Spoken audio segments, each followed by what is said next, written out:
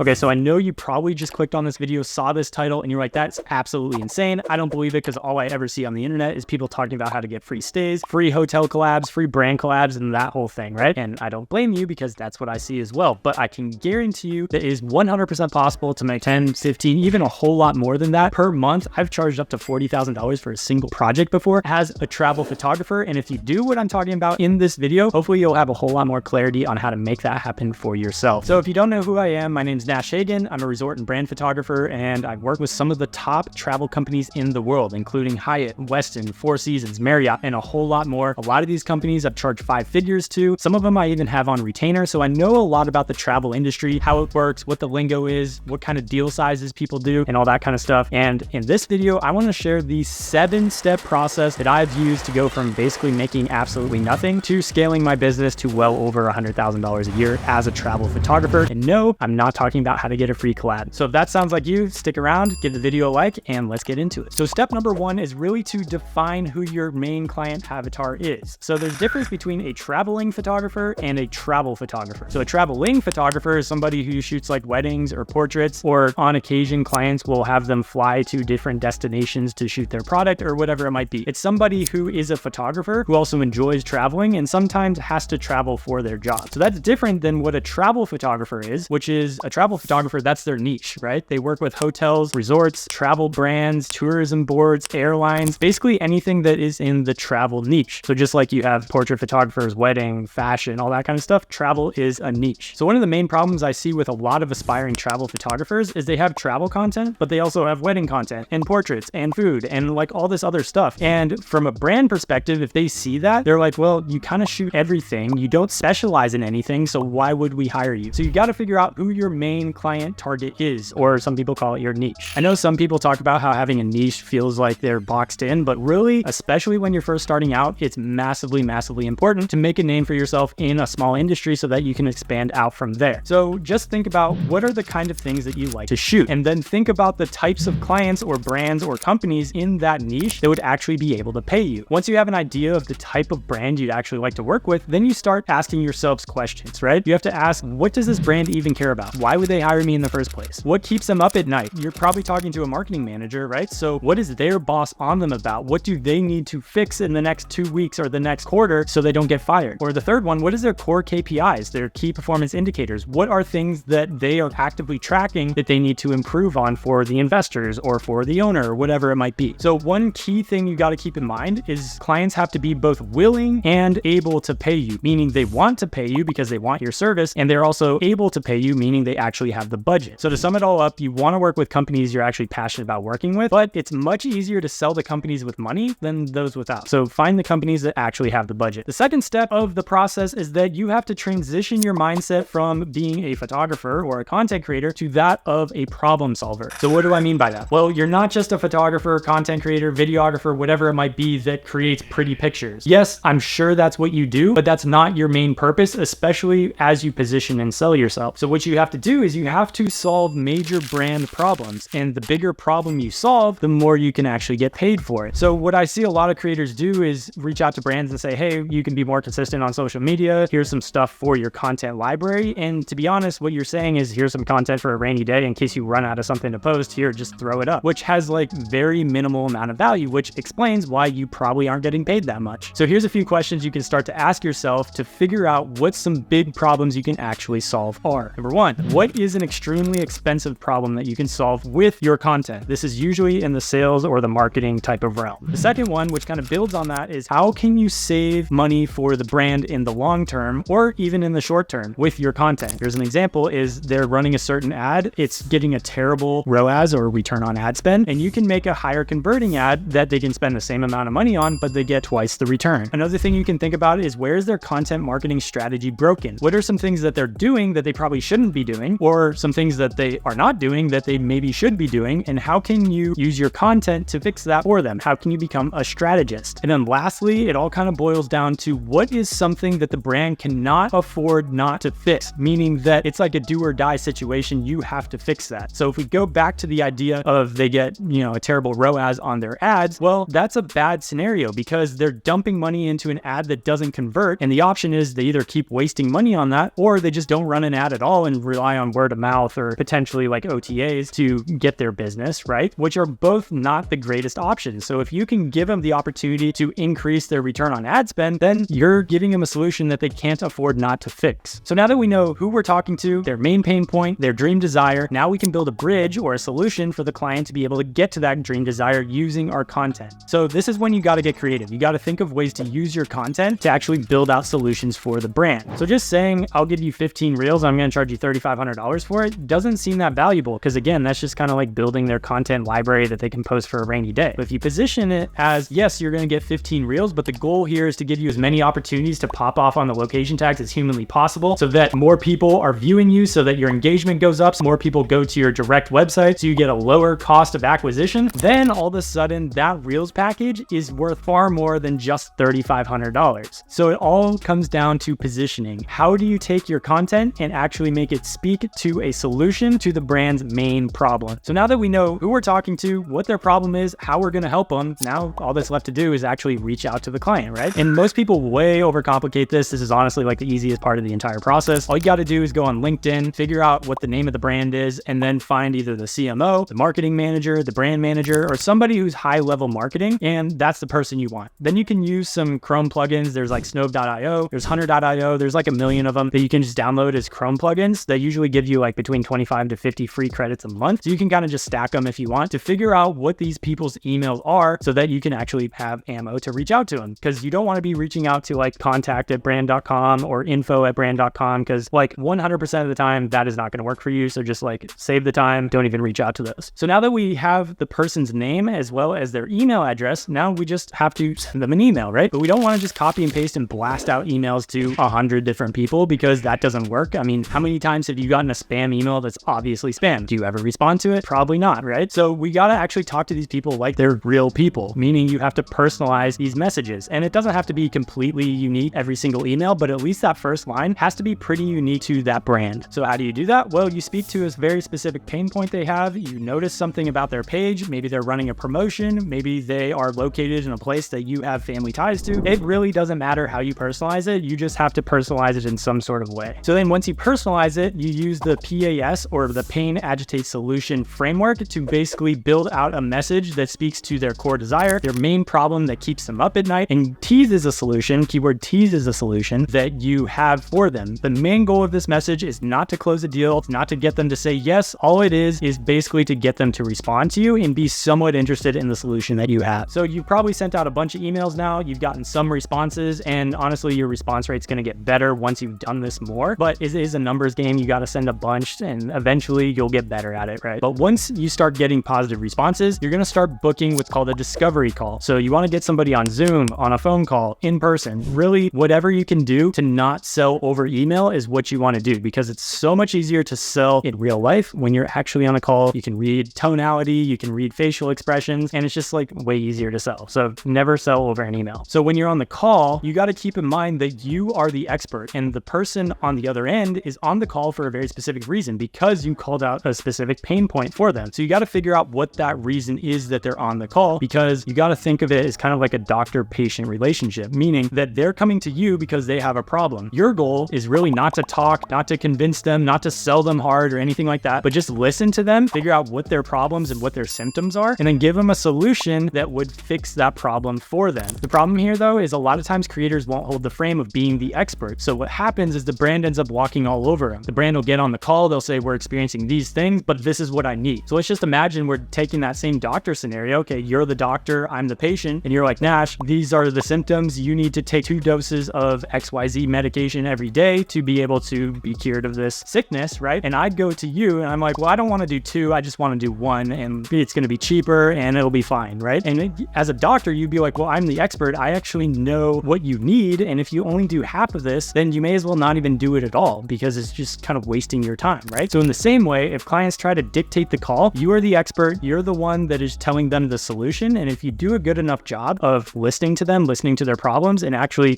making an offer and a brand bridge that actually speaks to those problems, then you'll be able to do a much better job of actually showing them that they need what you're actually prescribing them. So it all comes down to helping the client understand that they need you and they cannot afford not to hire you. Okay, we talked about that when we were talking about their pain points, right? Of being being a problem solver. You have to find things that they can't afford not to fix. And that's what you have to do through your questioning and through what you actually talk about on the call. So don't let the call degenerate to deliverables or style or mood boards or anything like that. That stuff doesn't matter. You'll get to that later. What really matters is the problem that you're solving and how you're able to do that. And the easiest way that I've found to do this is to take them through a storytelling sales framework. This is what I teach my clients in my Pay to Create program, which is my one-on-one mentorship program. But basically, the storytelling sales framework is just figuring out where the client is currently, what their problem is, where they want to get to, and why they haven't done it themselves. And then at that point, you can insert yourself as the person that can actually help them go from A to B. That's it in a nutshell, but obviously it's a little more in depth in terms of the types of questions you actually ask. So usually after the discovery call, they're not going to close right away. Typically, you'll either have to send a proposal or you will actually jump on a follow-up call to end up closing the deal later on. So that's typically how that works. Sometimes you can close them on the discovery call if you're really good, but I wouldn't expect it, especially right off the bat. But once you have actually closed the client, then it's time to do the job, right? To actually create the content. And this is probably what you're really good at, I'm assuming, if you're watching this video. But there's ways to optimize your content for client case studies and client results versus just creating content that looks good. So that's what I'm going to be talking about in this section. So now that you've closed the client, you have a signed contract and a paid deposit invoice. Don't start unless you have that stuff. Now you can move on to the phase of actually doing the job, which I'm assuming if you're watching this video, you're probably pretty good at anyways. But I do want to make a clear distinction here. There's a difference between making pretty pictures versus stuff that is actually optimized to convert, which is really the direction we want to go, is to get the client the best results possible, because selfishly, it helps us get a really good case study to get better deals in the future. And it also helps them out as well, right? So it's a win-win. So how do you do this? Well, you actually have to create a strategy with the client to figure out what is their core KPI, what are they tracking, what is their goal, and reverse engineer it to figure out how can we create content that will get you to that goal the fastest. So again, we're not just creating pretty pictures, we're actually creating content that is designed to convert for whatever their core goal is. And obviously throughout this process, you want to be extremely easy to communicate with. You want to anticipate problems before they ever become a problem. And basically you want to make your client experience as seamless as humanly possible and optimize the entire process for their end result and client satisfaction. And this is the last thing I want to mention on this is deliver stuff as fast as humanly possible. I can't tell you how many creators I've talked to that they'll do a job and they'll be done with the deliverables within 3 days, but then they'll stall for 3 weeks until they deliver it to the client. And it's dude, that's a horrible client experience. Why would you do that? If you want a client to get on retainer with you, then